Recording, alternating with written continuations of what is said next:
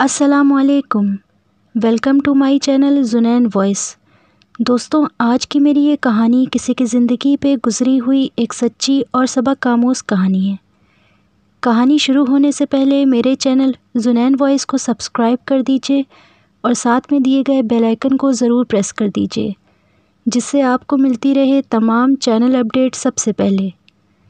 اب آپ میری ویڈیوز کو زیادہ سے زیادہ شیئر کر کے میرے ساتھ اس کار خیر میں شامل ہو سکتے ہیں۔ مجھے اپنی یہ کہانی نہیں لکھنی تھی، لیکن لکھ رہی ہوں۔ سرگزشت میں اشتہار دیکھا ہے خطا نمبر کا، سوچا کہ جذبات میں آ کر میں نے بھی ایک خطا کر دی تھی، اس کا ذکر کر دوں تاکہ لوگوں کو احساس ہو جائے کہ ایک ذرا سی جذباتی غلطی زندگی بھر کے لیے کتنے عذاب چھوڑ جاتی ہے۔ ابھی کچھ دیر پہلے دوسرے کمرے سے احمر کے رونے کی آواز آئی اور میں بے چین ہو کر رہ گئی تھی۔ مجھے نائلہ پر غصہ آ رہا تھا۔ کمبخت بچے پر دھیان ہی نہیں دیتی، ہر وقت میک اپ میں لگی رہتی ہے، چاہے بچہ کچھ بھی کرتا رہے۔ جلدی سے میں دوسرے کمرے میں آئی اور دیکھا کہ احمر بستر پر تھا اور نائلہ دراز کوئی میگزین پڑھ رہی تھی۔ نائلہ نے میری طرف دیکھا، میں سمجھ گئی اپی، احمر کی آواز ہی کھینچ لائی ہوگی، اور کیا۔ میں اس کی بے پرواہی سے جھنجھلا کر بولی، کیوں رو رہا تھا یہ؟ او ہو اپی، بچے تو روتے ہی رہتے ہیں، اس نے کہا۔ تم تو ذرا سی دیر میں پریشان ہو جاتی ہو۔ میں نے احمر کو گود میں اٹھا لیا۔ تم تو جانتی ہو کہ میں اس کا رونا برداشت نہیں کر سکتی۔ نائلہ ہنس پڑی۔ مجھے اس کی بے پرواہی پر غصہ آ رہا تھا۔ وہ میری چھوٹی بہن تھی اور احمر اس کا بیٹا تھا۔ وہ ماں تھی، لیکن میں اس سے زیادہ احمر سے پیار کرتی تھی۔ یار اپی ناراض نہ ہو، نائلہ نے کہا۔ ایسا کرو تم ہی اس کو رکھ لو، زیادہ بک کرو گی تو رکھ ہی لوں گی، پھر تم سے ملنے ہی نہیں دوں گی۔ میں بھی ہنس پڑی۔ نائلہ کہیں اور رہتی تھی، لیکن یہ میرا حکم تھا کہ وہ ہر ہفتے کی شام احمر کو اپنے یہاں لے کر آیا کرے گی۔ پہلے نائلہ آ جایا کرتی تھی، پھر اس کے بعد اس کا شوہر آصف دفتر سے آتا تھا۔ اتنی دیر میں فرحان بھی آ جاتے تھے۔ فرحان میرے شوہر تھے۔ پھر ہم چاروں رات بھر انجوائے کرتے تھے، آؤٹنگ پر جاتے، ہوٹل میں کھانا کھاتے، واپس آ کر وہ تینوں تو تاش کی بازی جما لیتے اور میں احمر کو لے کر کمرے میں آ جاتی تھی۔ یہ کئی مہینوں سے ہمارا معمول تھا، کم از کم جب سے احمر پیدا ہوا تھا۔ ماشاءاللہ اب تو وہ 1.25 سال کا ہو چکا تھا۔ میری اور فرحان کی شادی کو 5 سال ہو چکے تھے، لیکن ابھی تک ہمارے یہاں کوئی اولاد نہ ہوئی تھی، جبکہ نائلہ کی شادی میرے بعد ہوئی تھی اور وہ ایک بچے کی ماں بن چکی تھی۔ نائلہ کی شادی والدین کی مرضی سے ہوئی تھی، جبکہ میں نے محبت کی شادی کی تھی، اور یہ محبت تھی بھی کیسی، جنونی، ایک دم جنونی۔ محبت شاید جنون کا دوسرا نام ہے۔ یہ سوچنے سمجھنے کی صلاحیت ختم کر دیتی ہے۔ میرے ساتھ بھی کچھ ایسا ہی ہوا تھا۔ فرحان مجھے پہلی نظر میں اچھا لگا تھا، ایک شرمایا سا جوان، جس کا لہجہ مہذب تھا، جس کے انداز مہذب تھے۔ میں اس دفتر میں انٹرویو دینے گئی تھی جس دفتر میں فرحان پہلے سے کام کرتا تھا۔ وہ ایک ملٹی نیشنل کمپنی تھی۔ صاف ستھرا ماحول ایسا ہی ہوتا ہے، دیکھ کر سکون ملتا ہے، اور میرا دل بھی یہی چاہتا تھا کہ میں ملازمت کروں۔ میں یہ بتا دوں کہ ملازمت میرے لیے کوئی مجبوری نہ تھی، بلکہ یوں ہی وقت گزارنے اور زندگی کا مختلف تجربہ کرنے کے لیے چلی گئی تھی۔ اور وہیں میری ملاقات فرحان سے ہوئی تھی۔ وہ اسی آفس میں ایک اچھے اسکیل پر تھا۔ پہلی نگاہ میں وہ مجھے اچھا لگنے لگا تھا، ایک انتہائی مہذب قسم کا نرم انسان۔ اس وقت وہاں انٹرویو کے لیے کچھ اور لڑکیاں بھی آئی ہوئی تھی، لیکن مجھے منتخب کر لیا گیا۔ اب تو فرحان کے ساتھ میرا کام کم از کم 8 گھنٹوں کا تھا۔ نتیجتاً ہم آہستہ آہستہ ایک دوسرے کے قریب آ گئے، یہاں تک کہ ہم لنچ کے لیے باہر بھی جایا کرتے تھے۔ میں نے ایک بات محسوس کی کہ وہ بہت خیال رکھنے والا شخص ہے۔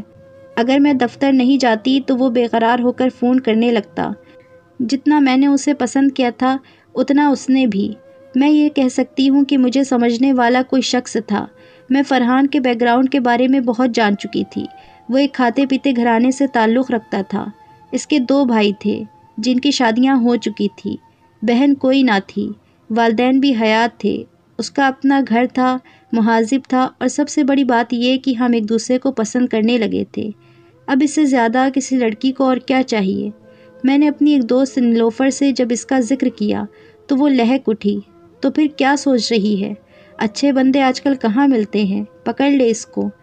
کیا اس نے اپنی محبت کا اظہار نہیں کیا؟ 10 دفعہ کر چکا ہے۔ تو پھر کیا پرابلم ہے؟ یار محبت سے آگے بھی تو ہونا چاہیے، اس کو شادی کی بات کر لینی چاہیے۔ یہ تو ہے، نیلوفر نے گردن ہلائی۔ تو پھر تو ہی اس سے بات کر لے۔ کیا پاگل ہو گئی ہو؟ میں لڑکی ہوں، میں کس طرح اپنی شادی کی بات کر سکتی ہوں؟ یہ بات تو اسے کرنی چاہیے۔ دیکھ لڑکی، ایسا نہ ہو کہ اس چکر میں کہیں وقت ہی نکل جائے۔ پہلے اس سے کنفرم تو کر لے وہ تجھ سے محبت کرتا ہے یا نہیں۔ اس کے بعد اس سے معلوم کر لینا کہ کہیں اس کا رشتہ تو نہیں ہو گیا ہے۔ نہیں، یہ تو مجھے معلوم ہے کہ اس کا رشتہ نہیں ہوا ہے۔ تو بس خود اس سے بات کر لے کسی نہ کسی انداز سے۔ نیلوفر کی بات میری سمجھ میں آ گئی تھی۔ فرحان اس معاملے میں پتھر کا صنم بنا ہوا تھا۔ اصولاً تو اس کو مجھ سے بات کر لینی چاہیے تھی۔ خیر، ایک دن میں نے دفتر میں اسے کہا، فرحان، آج ہم کسی پارک میں چل کر بیٹھے ہیں، تم سے کچھ بات کرنی ہے۔ ضرور، وہ خوش ہو گیا۔ ایسا کرتے ہیں، زمزم پارک چلتے ہیں، وہ بہت پرسکون ہے۔ میں یہ بتانا بھول گئی تھی کہ پچھلے کچھ دنوں سے فرحان ہی چھٹی کے بعد اپنی گاڑی میں مجھے گھر تک ڈراپ کرنے جایا کرتا تھا، اور میں رکشہ ٹیکسی کی جھنجھٹ سے بچ چکی تھی۔ چھٹی ہوئی تو میں اس کی گاڑی میں آ کر بیٹھ گئی۔ پہلے اس کے ساتھ جاتے ہوئے جھجک ہوئی، دفتر والے بھی ہمیں عجیب سی نگاہوں سے دیکھا کرتے تھے، لیکن اب عادت پڑ چکی تھی۔ دفتر والے بھی ہمارے درمیان ہونے والے اس رشتے کو قبول کر چکے تھے۔ جی ملکہ عالیہ، کیا حکم ہے آپ کا؟ کہاں چلنا ہے؟ فرحان نے گاڑی اسٹارٹ کرتے ہوئے پوچھا۔ کہیں بھی، کسی بھی پرسکون جگہ، میں نے کہا، لیکن کسی ہوٹل میں نہیں، بلکہ کسی پارک میں۔ جیسا تم کہہ چکے ہو، زمزم پارک، وہی چلتے ہیں۔ اوکے، اس نے گاڑی اسٹارٹ کر دی۔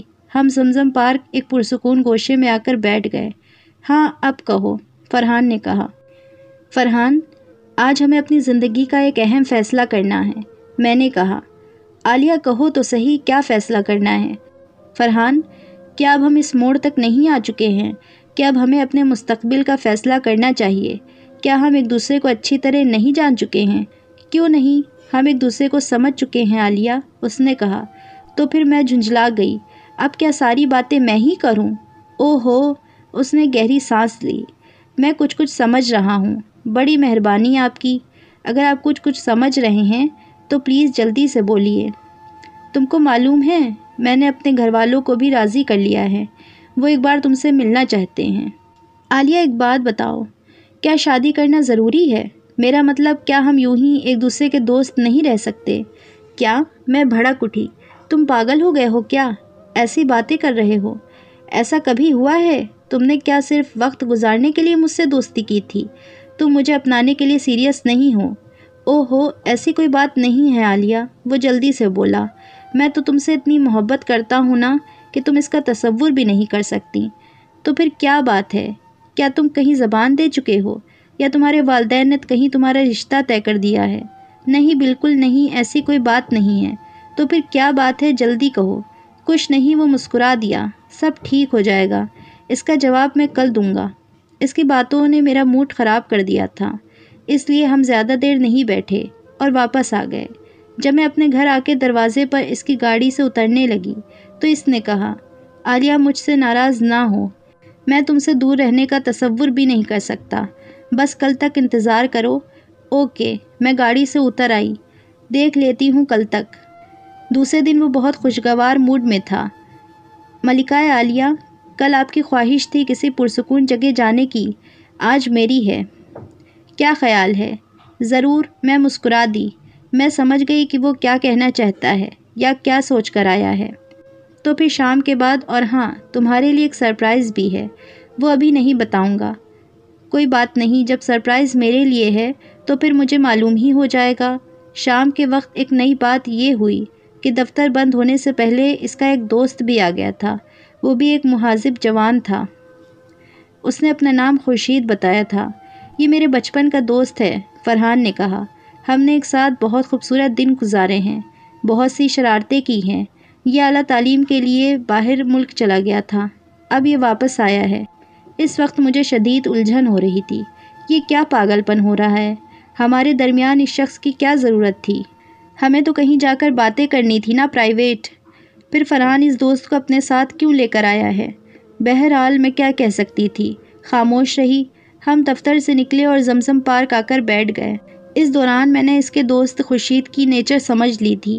وہ واقعی ایک اچھا انسان تھا، جس طرح کے پڑھے لکھے مہذب لوگ ہوا کرتے ہیں، لیکن پھر بھی سمجھ نہیں آ رہا تھا کہ فرحان نے ان کو اپنے ساتھ کیوں لیا ہے۔ ہم تینوں بہت دیر تک ادھر ادھر کی باتیں کرتے رہے۔ پھر فرحان نے کہا، بھائی تم دونوں باتیں کرو، میں کینٹین سے کچھ لے کر آتا ہوں۔ اس پارک کے ایک طرف ایک صاف ستھری کینٹین تھی۔ اس سے پہلے میں کچھ کہتی وہ جا چکا تھا۔ سچ یہ ہے کہ اس کا رویہ حیران کیے جا رہا تھا۔ کون اس طرح غیر شخص کو اپنی ہونے والی کے پاس چھوڑ کر جاتا ہے؟ لاکھ ایک دوسرے پر اعتماد صحیح، پھر بھی یہ غیر مناسب رویہ تھا۔ خورشید کچھ دیر تک میری طرف دیکھنے کے بعد بولا، میں تو آپ کی تعریفیں سن سن کر پاگل ہو گیا ہوں۔ وہ کیوں؟ لگتا ہے بیچارے فرحان کے لیے اب بس ایک ہی موضوع رہ گیا ہے، اور وہ ہے آپ کی ذات۔ عالیہ ایسی ہیں، عالیہ ویسی ہیں، عالیہ کو فلاں چیز پسند ہے، فلاں چیز ناپسند ہے، وغیرہ وغیرہ۔ یہ تو ہے۔ میں مسکرا دی۔ فرحان میرا بہت خیال رکھتے ہیں، اور وہ خود بھی بہت اچھے انسان ہیں۔ یہ تو ہے، ورنہ آپ جیسی لڑکی سے پسند کیوں کرتی؟ مجھے اس کی باتوں سے خوشی ہو رہی تھی۔ فرحان نے سب کو بتا دیا تھا کہ وہ مجھ سے کتنی محبت کرتا ہے۔ یہ بہت اچھی بات تھی، اس لیے اس نے مجھ پر بھروسہ کر کے ایک اجنبی شخص کو میرے پاس بیٹھا کر چلا گیا تھا۔ کچھ دیر یوں ہی بات کرنے کے بعد مجھے اندازہ ہو گیا تھا کہ وہ بھی فرحان کی طرح ایک مہذب اور سلجھا ہوا انسان ہے۔ اس نے مجھ سے کوئی بات ہی نہیں کی جس سے میرا دل گھبرائے یا میں پریشان ہوں۔ فرحان کچھ دیر بعد واپس آ گیا۔ وہ کینٹین سے کافی چیزیں لے کر آیا تھا۔ یہ سب تو ہو رہا تھا، لیکن اب تک یہ سمجھ میں نہیں آ رہا تھا کہ وہ میری باتوں کا کیا جواب دے گا۔ فرحان اسی لیے تو مجھے اپنے ساتھ لایا تھا کہ آج اسے اپنی شادی کے حوالے سے بات کرنی تھی، لیکن خورشید کی موجودگی میں ابھی تک ایسی باتیں کرنے کا موقع ہی نہیں ملا تھا۔ کچھ دیر بعد خورشید اچانک کھڑا ہوا۔ اچھا بھائی، مجھے اجازت دو، مجھے ایک جگہ پہنچنا ہے۔ فرحان نے بھی اسے نہیں روکا، وہ اجازت لے کر چلا گیا۔ شاید دونوں کے درمیان یہ طے ہو گیا تھا کہ وہ کچھ دیر بعد چلا جائے گا اور ہم مطمئن سے اپنی باتیں کر سکیں گے۔ اس کے جانے کے بعد فرحان کچھ دیر تک خاموش رہا۔ پھر اس نے کہا، عالیہ میرا خیال ہے کہ ہم وہ باتیں کر لیتے ہیں جس کے لیے یہاں آئے ہیں۔ ظاہر ہے میں مسکرا دی، ورنہ یہاں آنے کا کیا فائدہ؟ تم یہ بتاؤ خورشید، تمہیں کیسا لگا؟ اس نے پوچھا۔ یہ کیسی بات کر رہے ہو؟ ہم یہاں اپنی بات کرنے آئے ہیں نا، یا خورشید کی؟ اور خورشید کا ذکر کیوں چھیڑ دیا تم نے؟ پہلے میری بات کا جواب تو دو، تمہیں وہ کیسا ہے؟ ظاہر ہے ایک اچھا انسان، مہذب شخص، پھر اس سے کیا ہوا؟ عالیہ میں یہ چاہتا ہوں کہ تم خورشید سے شادی کر لو۔ کیا؟ میں بھڑک اٹھی۔ کیا بکواس کر رہے ہو تم؟ عالیہ کیا تم یقین کرو گی کہ میں تم سے بے پناہ محبت کرتا ہوں؟ اس نے کہا، میں چاہتا ہوں کہ تم زندگی بھر خوش رہو، اس لیے تم یہ چاہتے ہو کہ میں تمہارے بتائے ہوئے کسی رشتے سے شادی کر لوں؟ معاف کرنا، تم نے عورت کی محبت کو سمجھا نہیں۔ میں نے کہا، محبت تحفے میں دینے والی چیز نہیں ہوتی کہ ایک جگہ سے دوسری جگہ ٹرانسفر کر دی جائے۔ تمہاری دوستی اور محبت اپنی جگہ ہوگی، لیکن ایسا بھی نہیں ہوگا کہ میں تمہاری دوستی کی بھیٹ چڑھ جاؤں۔ نہیں عالیہ پلیز، مجھے غلط مت سمجھو۔ اس نے کہا، یہ معاملہ کچھ اور ہے۔ میں بھی تو سنوں، وہ معاملہ ہے کیا؟ سنو میں بتاتا ہوں۔ وہ روئے جا رہا تھا۔ غلط رسم و رواج اور بے شرم اور خاندانی عزت نے برباد کر دیا مجھے، تباہ کر کے رکھ دیا۔ معذوری کو کسی نے سمجھنے کی کوشش ہی نہیں کی، سب میرا وہم سمجھتے رہے۔ میرے گھر والے، میرے دوست، سب کو یہی خیال تھا کہ میں جھوٹ بول رہا ہوں۔ عالیہ میں بچپن سے ہی دنیا کی سب سے بڑی خوشی، سب سے بڑی نعمت سے محروم ہو چکا ہوں۔ ایکسیڈنٹ ہوا تھا میرا، اس کے بعد مجھ میں یہ کمزوری نمایاں ہوتی گئی۔ میں کہتا گیا، لیکن خاندانی شرم اور ناک کٹ جانے کے خوف سے مجھے کہیں نہ دکھایا گیا۔ میں کسی قابل نہیں ہوں عالیہ، کسی قابل نہیں ہوں۔ میں تو یہ سن کر سناٹے میں رہ گئی تھی۔ زندگی میں ایک محبت ملی تھی جو ہر لحاظ سے میرے معیار کے مطابق تھا، جو بہت خیال رکھنے والا تھا اور بہت پیار کرنے والا تھا۔ اس کے ساتھ ایسی اتنی بڑی مجبوری تھی۔ وہ بے پناہ شرم سے بول رہا تھا۔ مجھے تو اس کے آنسو اپنے دل پر گرتے ہوئے محسوس ہو رہے تھے۔ اب سمجھ میں آ رہا تھا کہ وہ اپنے دوست خورشید کو میرے پاس کیوں چھوڑ کر گیا تھا۔ اس لیے کہ خورشید کو پسند کر لوں۔ فرحان میری بھلائی چاہتا تھا، وہ یہ چاہتا تھا کہ میں خوش رہوں، اس لیے وہ اپنی محبت کی قربانی دے رہا تھا، کیونکہ وہ میرے قابل نہیں تھا، اور اس وقت اس کے آنسو مجھے برباد کیے جا رہے تھے۔ افسوس ہو رہا تھا اس بات پہ، اچانک نہ جانے میرے دل میں کیا آئی، میں نے اس کا ہاتھ تھام لیا۔ فرحان، کیا پاگل ہو گئے ہو؟ تم نے میری محبت کو بس اتنا ہی سمجھا ہے؟ کیا مطلب؟ مطلب یہ کہ تم جیسے بھی ہو ہم ساتھ زندگی گزار سکتے ہیں، میں نے کہا۔ نہیں عالیہ، اپنے آپ کو جہنم میں نہ ڈالو، یہ نہیں ہو سکتا۔ شادی نام ہی اسی کا ہے، ہم ایک ساتھ نہیں رہ سکتے ہیں، دوستوں کی طرح تو رہ سکتے ہیں نا، میں نے کہا۔ مجھے صرف تمہارے وجود سے دلچسپی ہے، تمہارے کسی اور طاقت یا کمزوری سے میرا کوئی واسطہ نہیں ہوگا۔ نہیں عالیہ، یہ فطرت کے خلاف ہے، کچھ نہیں ہوگا۔ شادی کے بعد تم اپنا علاج کراتے رہنا، ہو سکتا ہے تمہاری یہ محرومی ختم ہو جائے، اگر نہ بھی ہوئی تو مجھے تم سے کوئی شکایت نہ ہوگی۔ عالیہ، میں تم پر ظلم نہیں کر سکتا۔ کیا ظلم؟ میں تو اپنی مرضی سے کہہ رہی ہوں نا، کم از کم تم نے مجھے دھوکے میں تو نہیں رکھا۔ اگر شادی کے بعد یہ بات پتہ چلتی تو کیا کرتے ہم؟ مجھے یقین نہیں آ رہا ہے عالیہ، بے وقوف انسان، جو میں کہہ رہی ہوں وہ بالکل درست ہے، میں نے کہا۔ ہم ایک ساتھ زندگی گزاریں گے، انجوائے کریں گے، دنیا کی سیر کرتے پھریں گے۔ اس نے اپنے آنسو رومال سے صاف کیے۔ وہ یقینی اور بے یقینی کے درمیان تھا۔ وہ سوچ رہا تھا کہ کوئی ایسی لڑکی بھی ہو سکتی ہے جو اتنی بڑی قربانی دے سکتی ہے۔ اور ہاں فرحان، اگر تم نے اپنے دوست سے اس معاملے میں کوئی بات کی ہو تو اسے منع کر دینا کہ وہ کہیں اور چلا جائے اور دوبارہ ہمارے درمیان نہ آئے۔ فرحان مسکرا دیا۔ اس وقت اس کی آنکھوں میں آنسو تھے، اس کے ہونٹ مسکرا رہے تھے۔ میرا خیال تھا کسی کو بھی یقین نہیں آ سکتا تھا کہ کوئی لڑکی اپنی محبت کے لیے ایسا بھی کر سکتی ہے، اور بالآخر یہی ہوا۔ فرحان نے ایک دن اور مجھے سمجھانے کی کوشش کی۔ وہ یہ چاہتا تھا کہ میں کسی اور کو اپنا لوں۔